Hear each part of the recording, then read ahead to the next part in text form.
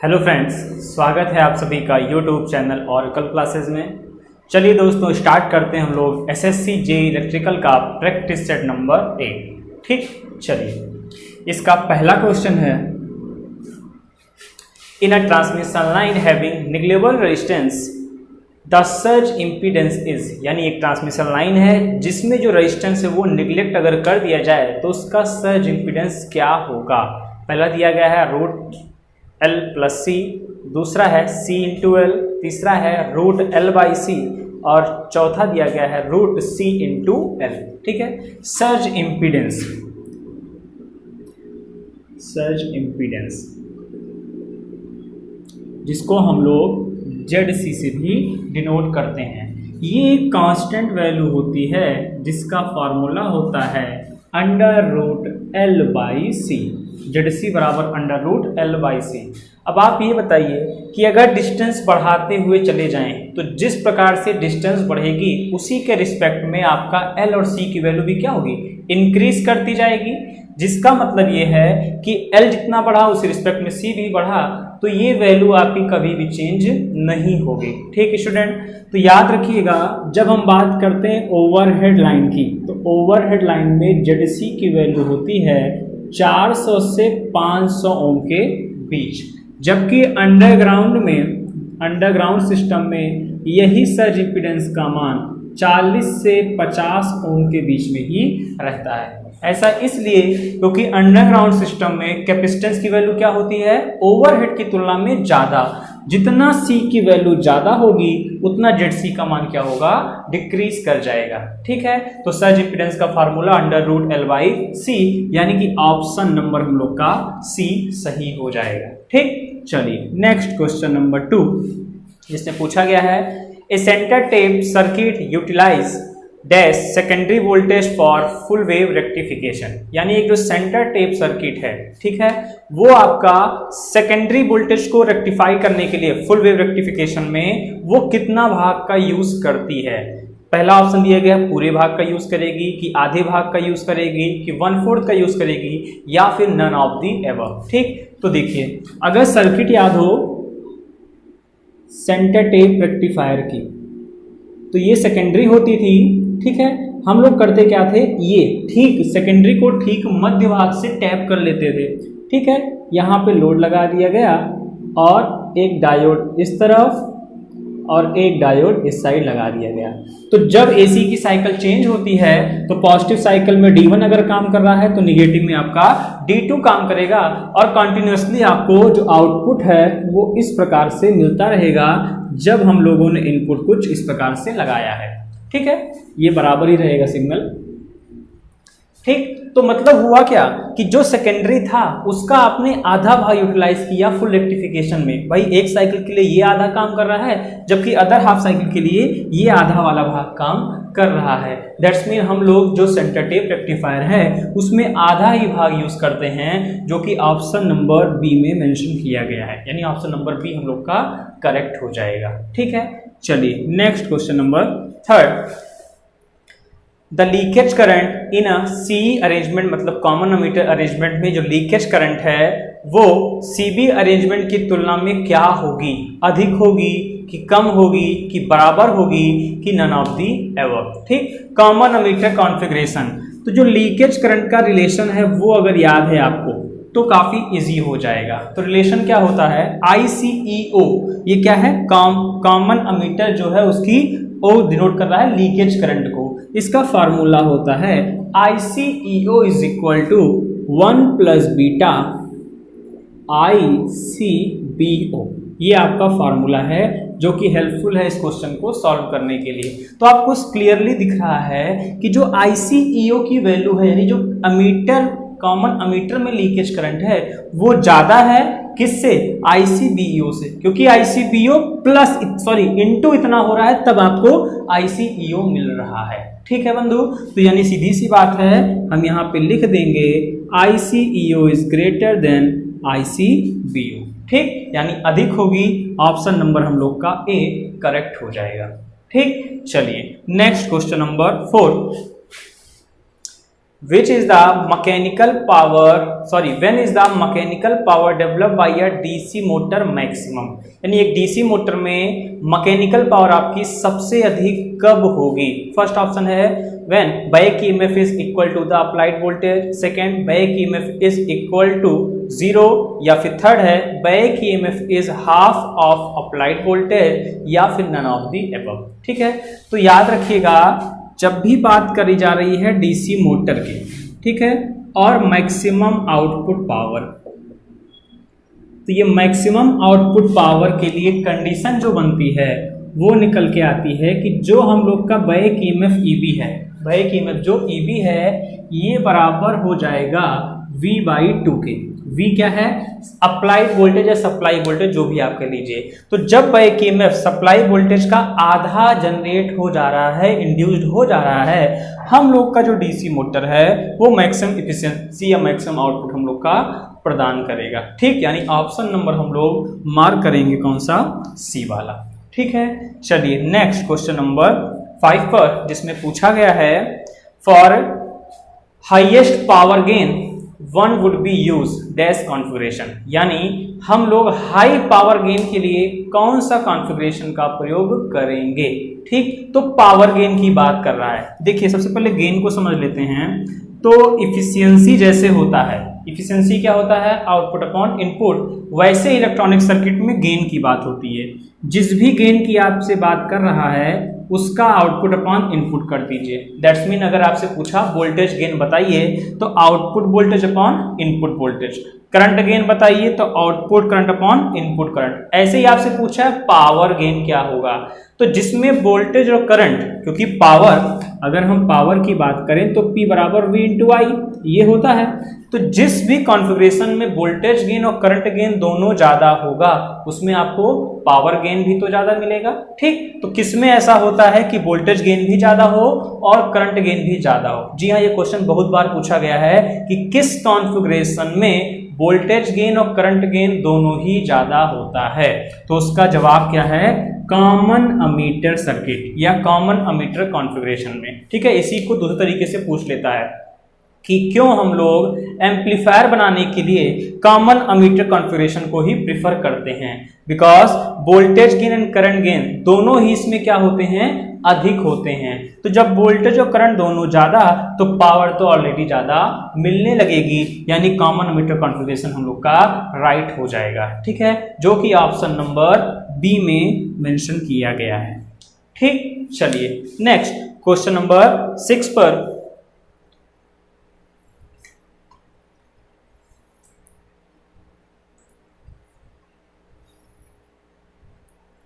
इसमें पूछा गया है if the excitation of a three phase alternator operating an infinite bus bar is changed, यानी एक आपका अल्टरनेटर था जिसको आप एक्साइटेशन दे रहे थे और ये किससे कनेक्ट है? इनफाइनाइट बस बार से जुड़ा हुआ है। इनफाइनाइट बस बार कल ही पढ़ा हम लोगों ने कि जिसमें वोल्टेज और फ्रिक्वेंसी दोनों ही कांस्टेंट होंगे। ठीक है, कांस्टेंट होंगे वो कहलाएगा आपका इनफाइनाइट बस बार। ठीक, अब पूछा गया है कि अगर आपने एक्साइटेशन को चेंज कर दिया तो निम्नलिखित में से क्या बदल जाएगा? पहला ऑप्शन है एक्टिव पावर मशीन की, कि रिएक्टिव पावर, कि टर्मिनल वोल्टेज, की फ्रीक्वेंसी। तो भाई इनफाइनाइट बस से जुड़ा है तो क्या फ्रीक्वेंसी और वोल्टेज चेंज होगा? जी नहीं, इनफाइनाइट बस से है तो वोल्टेज और फ्रीक्वेंसी रिमेन ऑलवेज कांस्टेंट। ठीक है, तो दो चीज, या तो एक्टिव पावर चेंज होगी या तो रिएक्टिव पावर चेंज होगी। ठीक है, चलिए इसको थोड़ा लॉजिकल समझते हैं तो शायद अच्छे से आए। ये बताइए कि जो अल्टरनेटर है, सपोज दैट ये हम लोग का अल्टरनेटर है, अब जो ये अल्टरनेटर है ये कर क्या रहा है? इसको मैकेनिकल पावर दे रहे हैं और ये हम लोग का इजिली इलेक्ट्रिकल पावर बना रहा है। इलेक्ट्रिकल पावर हम लोग को दे रहा है। ठीक है, तो जब आप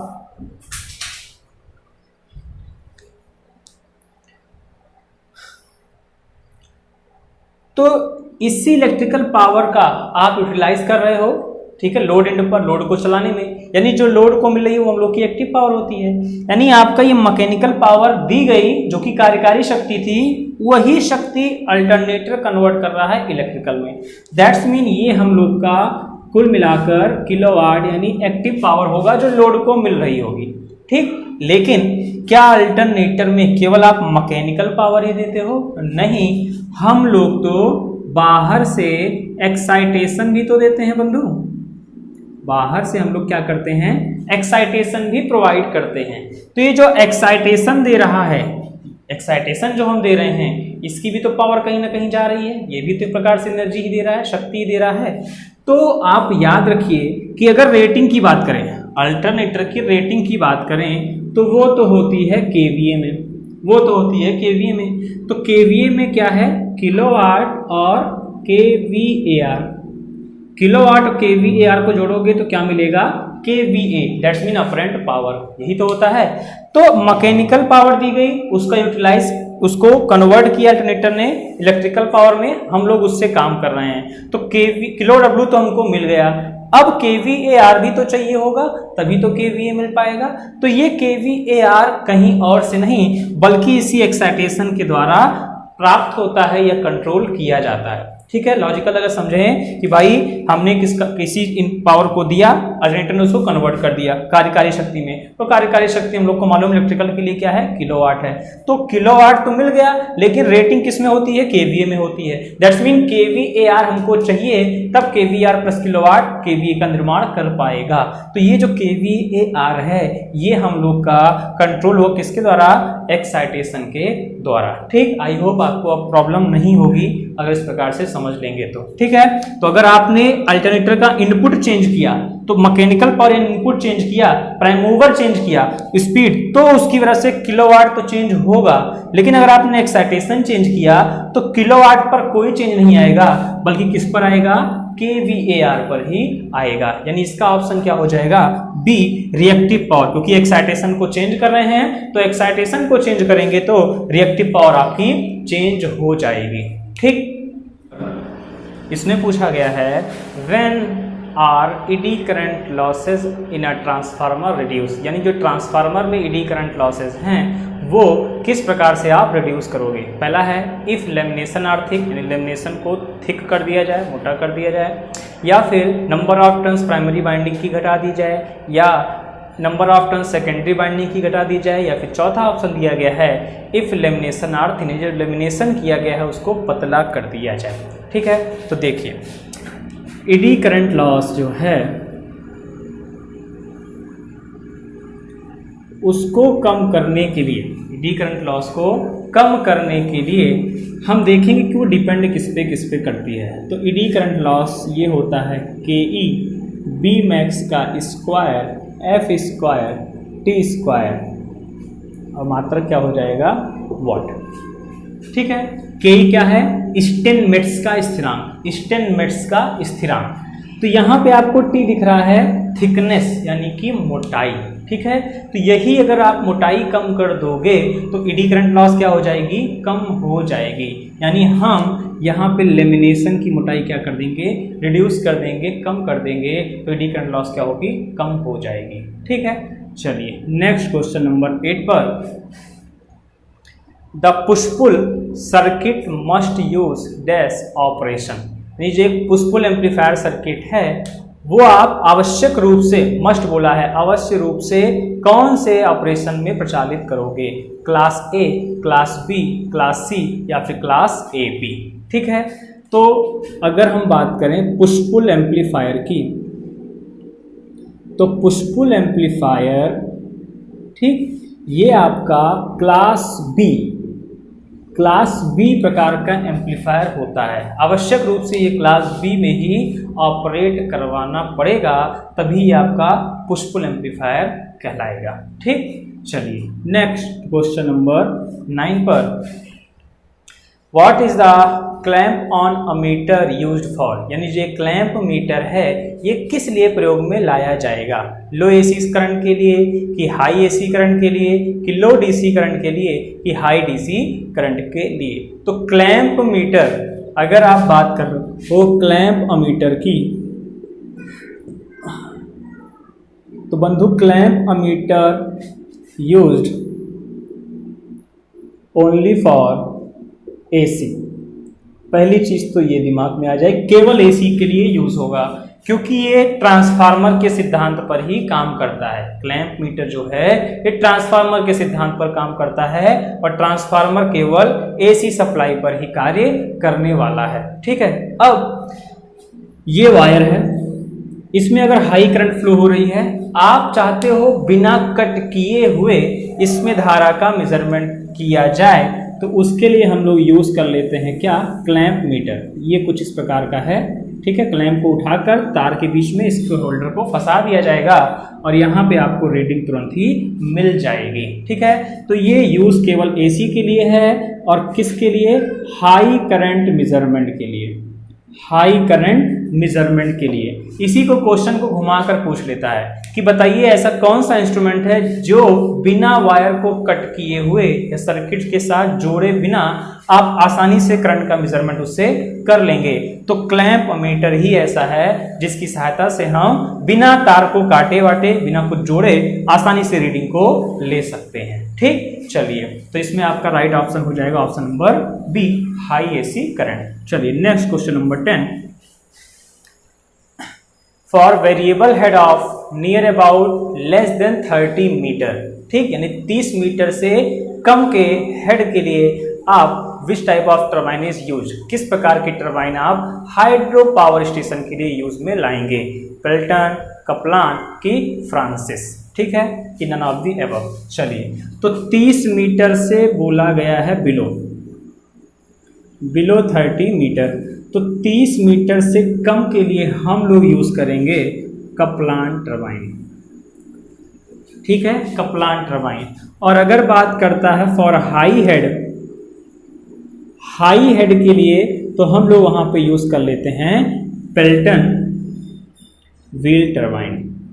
पेल्टन व्हील टर्बाइन का प्रयोग किया जाता है। ठीक है, चलिए, तो यहाँ पे अब आगे बढ़ते हैं क्वेश्चन नंबर 11 पर। How many relays are used to detect interface fault for a 3 line system, यानी एक 3 लाइन सिस्टम में फॉल्ट हुआ है, कौन सा, इंटरफेस फॉल्ट, यानी फेजों में आपस में फॉल्ट हो गया है। तो उसको पता लगाने के लिए आप कितने रिले लगाओगे, 1 रिले कि 2 रिले कि 3 रिले कि 6 रिले। ठीक है, तो इंटरफेस फॉल्ट हुआ है, इसके लिए हम लोग को 3 रिले की आवश्यकता पड़ेगी। इंटरफेस फॉल्ट हुआ है जिसका पता लगाने के लिए हमको 3 रिले जब लगाए होंगे तब वो हमको सूचना देगा कि हाँ 3 फेज की लाइन में इंटरफेस फॉल्ट हो चुका है। ठीक, चलिए नेक्स्ट क्वेश्चन नंबर 12 पर। 2 transformer when operating in a parallel will share the load depending upon which of the following, यानी बोल रहा है कि 2 ट्रांसफार्मर हैं जिसे ऑपरेट करा जा रहा है किसमें, पैरेलल में, तो इनका जो लोड शेयर है वो किस पर डिपेंड करेगा, इनकी मैग्नेटाइजिंग करंट पर, कि इनके लीकेज रिएक्टेंस पर, कि पर यूनिट इंपीडेंस पर, कि इफिशियंसी पर। ठीक है, देखिए ये क्वेश्चन में कभी कभी डाउट हो जाता है कि कभी केवीए रेटिंग सही देता है, कभी पर यूनिट इंपीडेंस देता है। ठीक, तो देखिए आप ध्यान रखिएगा, जो करंट है I is equal to V by Z, I is equal to V by Z, यही तो होगा। तो जो आपका, चूंकि अगर पैरेलल में ऑपरेट कर रहे हैं तो दैट्स मीन उनके जो वोल्टेज है वो तो बराबर ही होगा। अब जो ये करंट है ट्रांसफार्मर किस पे डिपेंड कर रही है, इंपीडेंस पर डिपेंड कर रही है। ठीक है, तो अगर ट्रांसफार्मर का परसेंटेज जेड का मतलब है per unit impedance actual upon base value, तो ये जो पर यूनिट इंपीडेंस अगर आपका दोनों ट्रांसफार्मर के लिए बराबर है तो आपका दोनों ट्रांसफार्मर बराबर लोड को शेयर करेगा। ये इसेंशियल कंडीशन नहीं है, ये इसेंशियल कंडीशन नहीं है। इसेंशियल का मतलब क्या है, आवश्यक शर्त नहीं है कि पर यूनिट इंपीडेंस आपको बराबर ही रखना है तभी वो पैरेलल में ऑपरेट करेगा। जी नहीं, अगर ये बराबर नहीं भी है तब भी आप ट्रांसफार्मर को पैरेलल में ऑपरेट करा पाओगे। बस डिफरेंस क्या आएगा, दोनों बराबर लोड शेयर नहीं कर पाएंगे। हाँ, अगर पर यूनिट इंपीडेंस बराबर हो गया तो दोनों ट्रांसफार्मर आपके इक्वल लोड को वेयर कर पाएंगे। ठीक, चलिए नेक्स्ट क्वेश्चन नंबर 13 पर। What is the approximate efficiency of a normal thermal power station, यानी थर्मल पावर स्टेशन की एफिशिएंसी की बात की गई है, कितनी होती है? 30 से 40, 45 से 55, 20 से 25 की 60 से 70%। ठीक है, तो देखिए थर्मल पावर प्लांट इसकी एफिशिएंसी जो होती है वो 30% तक होती है। इसकी एफिशिएंसी 30 से 35% तक होती है, इससे ज़्यादा नहीं, 30 से 35% तक होती है। जबकि इसमें जो बॉयलर लगा होगा, ठीक, जो कंफ्यूजन वाला पॉइंट है वो डिस्कस कर रहे हैं, जो बॉयलर है इसकी एफिशिएंसी आपकी 60 से 70% तक होती है। तो आप ये देखिए कि पूछा क्या जा रहा है। अगर थर्मल पावर प्लांट पूछ रहा है तो 30% तक मार्क करेंगे, जबकि थर्मल पावर प्लांट में लगे हुए बॉयलर की एफिशिएंसी जब पूछेगा तो 60 से 70% तक मार्क करेंगे। ठीक है, तो यहाँ पे क्या हो जाएगा, 20 से 25% के बीच हम लगाएंगे, तो ऑप्शन नंबर सी यानी 20 से 25% के बीच में हो जाएगी। ठीक, चलिए नेक्स्ट क्वेश्चन नंबर 14 पर, Which one of the following fuels is used the slow thermal nuclear reactor, यानी एक आपका धीमी गति से चलने वाला न्यूक्लियर पावर प्लांट का न्यूक्लियर रिएक्टर है, तो उसमें आप कौन सा ईंधन प्रयोग में लाओगे? ठीक है, तो ये तो क्वेश्चन याद रखने वाला है, तो इसको याद रखिएगा। क्वेश्चन नंबर 14, इसमें आप मार्क करेंगे यूरेनियम 235, यूरेनियम 235 यानी ऑप्शन नंबर ए राइट हो जाएगा। धीमे गति से चलने वाले न्यूक्लियर रिएक्टर में हम लोग यूरेनियम 235 को एज अ फ्यूल यूज में लाएंगे। ठीक, चलिए नेक्स्ट क्वेश्चन नंबर 15 पर,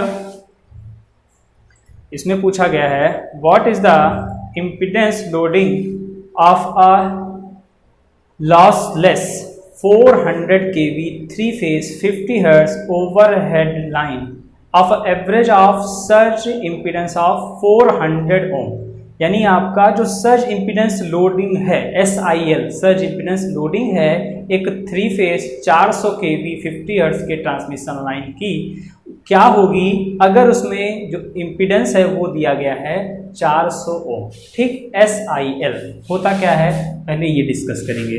सर्ज इम्पीडेंस लोड, ये वह अधिकतम लोड है, it is a maximum load, ये अधिकतम लोड है जो किसी भी लाइन से भेजा जा सकता है, चाहे वो ओवरहेड से जा रही हो चाहे वो अंडरग्राउंड से जा रही हो। ठीक है, SIL बराबर होता है V² ZC क्या, सर्ज इम्पीडेंस अभी डिस्कस किया गया, और V आपका वोल्टेज है, लाइन वोल्टेज। ठीक, तो निकाल लेते हैं आसानी से। वोल्टेज दिया गया है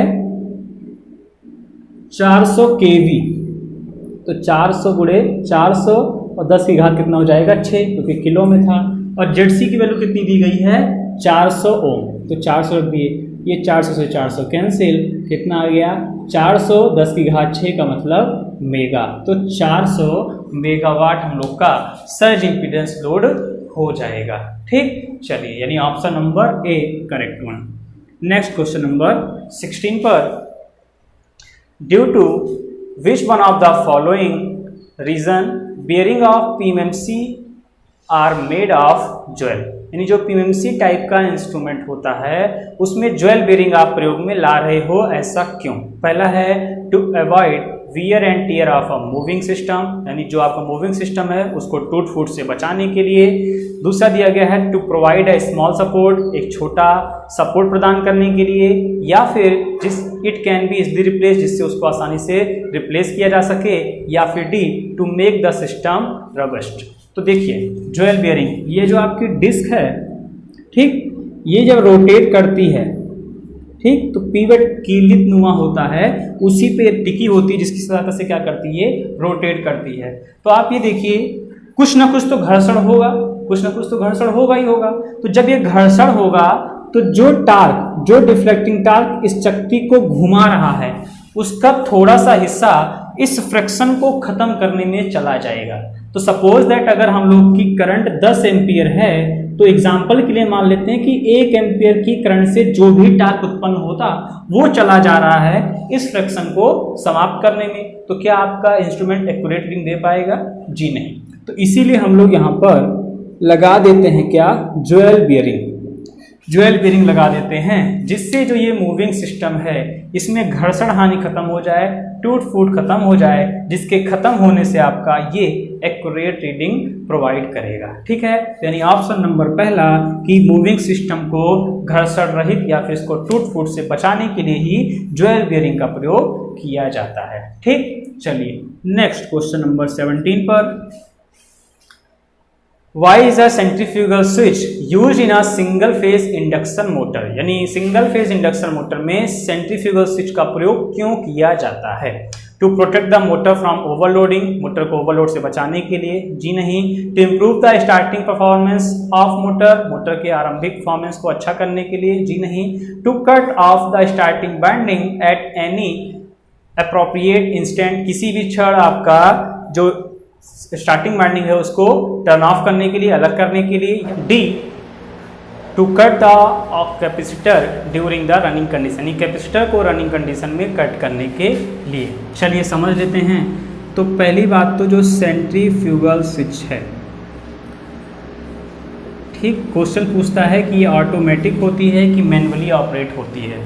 तो ये बंधु ऑटोमेटिक ऑपरेट होती है। पहला पॉइंट कि ये ऑटोमेटिक ऑपरेटेड स्विच होती है। फिर ये कहाँ पर लगी होती है, दैट्स मीन पोजीशन क्या पूछता है? तो पोजीशन क्या है, ये कनेक्ट होती है स्टार्टिंग वाइंडिंग के साथ, सेकेंड थिंग। ठीक है, फिर चौथा कहाँ पर लगी होती है, सॉरी जब ये पूछेगा कि कहाँ पर किसके साथ कनेक्ट होती है तो बोलेंगे स्टार्टिंग वाइंडिंग के साथ श्रेणी क्रम में लगी होगी। जब पोजीशन पूछेगा कि किस स्थान पर लगी होगी तो कहाँ पर लगी होती है, शाफ्ट पर लगी होती है, और अपनी रेटेड स्पीड की नियर अबाउट 75% की स्पीड पर ये स्विच आपकी ओपन कर देती है। किसको? स्टार्टिंग वाइंडिंग को। ठीक, यानी स्टार्टिंग वाइंडिंग को एक इंस्टेंट पर ओपन करने के लिए, परिपथ से अलग करने के लिए हम लोग लगाते हैं सेंट्रीफ्यूगल स्विच, जो कि सेंट्रीफ्यूगल फोर्स के कारण से स्टार्टिंग वाइंडिंग को सर्किट से अलग करती है। यानी ऑप्शन नंबर हम मार्क करेंगे सी। ठीक, next question number 18, A 400 volt 3 phase 10 pole 50 Hz synchronous motor delivering a torque of 50 upon, ये पाई होगा 50 upon pi newton meter, delivers a power of, यानी एक सिंक्रोनस मोटर है जो 440 वोल्ट 3 फेज सप्लाई का है और जिसमें 10 पोल लगाए गए हैं। तो अगर ये टार्क जो है 50/पाई न्यूटन मीटर का बना रहा है तो ये कितनी पावर को डिलीवर्ड करेगा? ठीक, चलिए, तो अगर याद हो आपको एक चीज़, तो हम लोगों ने पढ़ा है कि जो पावर होती है, मैकेनिकल पावर जो होती है वो होती है T into omega, power T into omega, यही तो होती है। तो टार्क तो हमको दिया गया है कितना, 50/पाई, वो पाई है 1 नहीं है, 50/पाई टार्क तो दिया गया है, लेकिन हमको ओमेगा नहीं दिया गया है। ओमेगा बराबर क्या होता है, 2πn, स्मॉल n, क्योंकि ये सेकेंड में होता है। अगर आप कैपिटल लिखोगे, ये जो सिंक्रोनस स्पीड होती है तो बटे कितना करना पड़ेगा, 60, क्योंकि ये ns क्या होता है, सिंक्रोनस स्पीड, जो कि rpm मिनट में होती है, जबकि इसको हम सेकंड में कन्वर्ट करेंगे। ओमेगा क्योंकि रेडियन पर सेकंड होता है, ये सेकंड में कन्वर्ट हो गया। अब सॉल्व कर लेते हैं। देखिए 50/पाई, ठीक है, गुणे 2 इंटू पाई बटे 60, ns की वैल्यू हमको निकालनी पड़ेगी।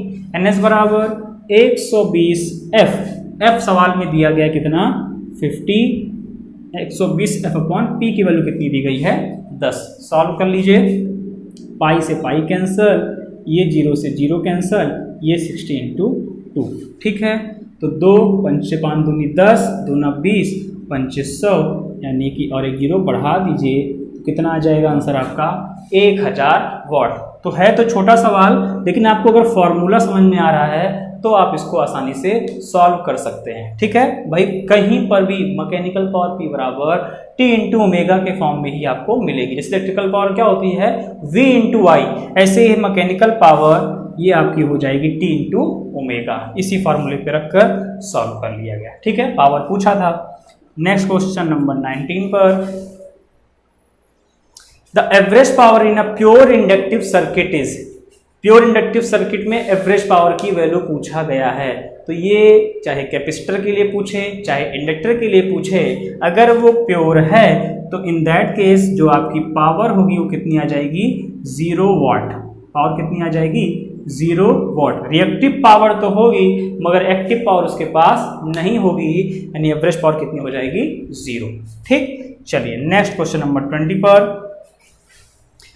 Which of the following is essential for the reciprocity theorem of the to be applicable? यानी किसी भी एक नेटवर्क या सर्किट में जब आप रेसिप्रोसिटी थ्योरम अप्लाई कर रहे हो तो उसमें निम्नलिखित में से कौन सी चीज का होना आवश्यक है। पहला ऑप्शन है वो सर्किट लीनियरिटी पर कार्य कर रही हो, जी हाँ उसको लीनियरिटी पर कार्य करना चाहिए, तभी उसमें हम लोग रेसिप्रोसिटी थ्योरम अप्लाई कर सकते हैं। फिर बी दिया गया है बाइलेटरिज्म, यानी वो आपकी बाइलेटरल होनी चाहिए, जी हाँ। फिर डी दिया गया है नो इनिशियल हिस्ट्री, मतलब उस सर्किट में कोई इनिशियल कंडीशन नहीं होनी चाहिए जिसके आधार पे वो वर्क कर रही हो, तो ये भी कंडीशन होनी चाहिए, यानी डी वाला option all of the above. ये लीनियर होनी चाहिए, बाइलेटरिज्म होना चाहिए और आपका नो इनिशियल हिस्ट्री होना चाहिए, तब उस नेटवर्क या सर्किट पर हम लोग रेसिप्रोसिटी थ्योरम को अप्लाई कर पाएंगे। ठीक, चलिए नेक्स्ट क्वेश्चन नंबर 28 पर, ए JFET इज इसेंशियल आर, यानी जो एक JFET होता है, ठीक, जंक्शन फील्ड इफेक्ट ट्रांजिस्टर, या आपका जिसको हम लोग FET शॉर्ट फॉर्म में बोलते हैं, वो क्या आवश्यक रूप से क्या होगा।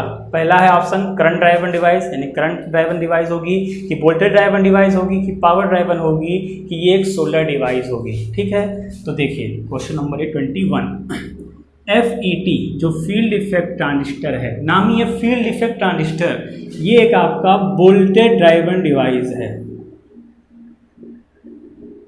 जबकि जब बात की जाए BJT की, बाईपोलर जंक्शन ट्रांजिस्टर, तो ये आपकी एक करंट ड्राइवन डिवाइस कहलाती है। ये दोनों याद रखिएगा, काफ़ी ज़्यादा पूछा जाता है। ठीक, चलिए next question number 22, swamping resistance is used to compensate error due to, यानी जो स्वैम्पिंग रेजिस्टेंस है वो आप क्यों लगाते हो, किस एरर को समाप्त करने के लिए।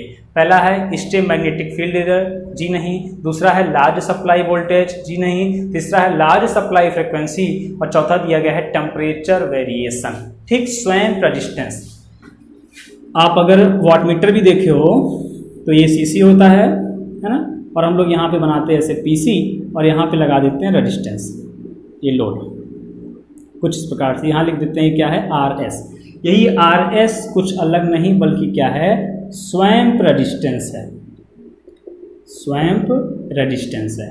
और इस स्वैम्प रेजिस्टेंस का प्रयोग हम लोग करते हैं टेम्परेचर एरर को समाप्त करने के लिए, क्योंकि जब भी तापमान बढ़ता है तो ये रेजिस्टेंस लगा होने के कारण से इस PC यानी जो प्रेशर कॉइल है इसका रेजिस्टेंस वेरी नहीं कर पाता है, तो टेम्परेचर एरर को समाप्त करने के लिए ही हम लोग स्वैम्प रेजिस्टेंस का प्रयोग करेंगे। ठीक, चलिए next question number 23, for V curve of synchronous motor the graph is drawn between, यानी जो एक सिंक्रोनस मोटर के लिए हम लोग वी कर्व ड्रॉ करते हैं किसके किसके बीच में खींचा जाता है, वी कर्व और एक होता है इनवर्स वी कर्व। तो वी कर्व हम लोग फील्ड करंट और आर्मेचर करंट के लिए खींचते हैं।